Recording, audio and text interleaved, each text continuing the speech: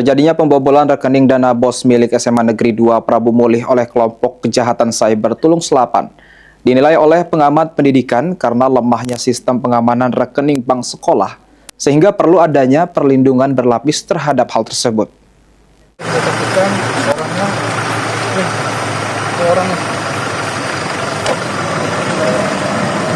Oh, RT.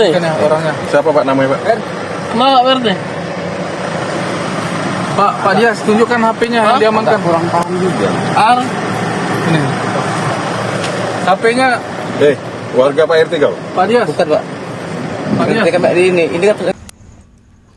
Kasus pembobolan dana BOS di SMA Negeri 2 Prabu Mulih oleh sindikat cyber Tulung Selapan menjadi perhatian serius.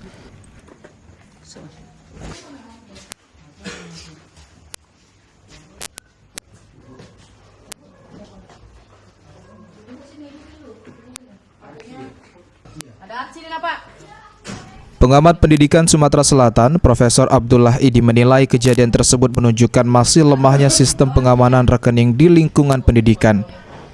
Menurutnya, sistem yang belum memiliki perlindungan berlapis membuat rekening sekolah rentan terhadap aksi peretasan oleh pelaku kejahatan cyber. Mana bongnya mana? Bongnya mana? Kamu mana pakai tadi? Mana? Duit market kamu nih. Kami di situ. Selain itu, minimnya tenaga ahli di bidang teknologi informasi di lingkungan dinas pendidikan juga menjadi salah satu faktor utama yang memperlemah sistem pengawasan dan keamanan digital. Kondisi ini membuka celah bagi sindikat cyber untuk melancarkan aksinya tanpa terdeteksi secara cepat. Mana? Bongnya. Bongnya mana bongnya? Bongnya mana? Bongnya mana? Nyambung kan kau ya? Mana bongnya? Bongnya mana? Bongnya mana bongnya? Maksudnya?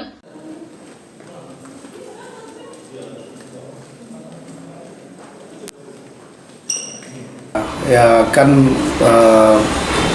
sistem cyber ini saya kira memang bisa melakukan ya berbagai bentuk kejahatan ya, dan oleh sebab itu saya kira barangkali juga sistem yang ada di sekolah kebetulan kena musibah itu ya masih lemah, artinya oleh sebab itu antisipasi dengan ya salah satunya barangkali dengan itu hanya sebagai salah satu contoh ya. Jadi kebetulan aja sekolah itu kena musibahnya, tapi mungkin sekolah-sekolah lain yang punya dana BOS yang menyimpan di bank, saya kira perlu antisipasi. Profesor Abdullah Idi pun mendorong adanya evaluasi menyeluruh terhadap sistem keamanan digital serta peningkatan sumber daya manusia di bidang IT guna mencegah kejadian serupa terulang. Kasus ini menjadi peringatan bagi seluruh institusi pendidikan untuk lebih meningkatkan kewaspadaan terhadap ancaman kejahatan cyber yang kian berkembang. Ilham Wahyudi, PAL TV.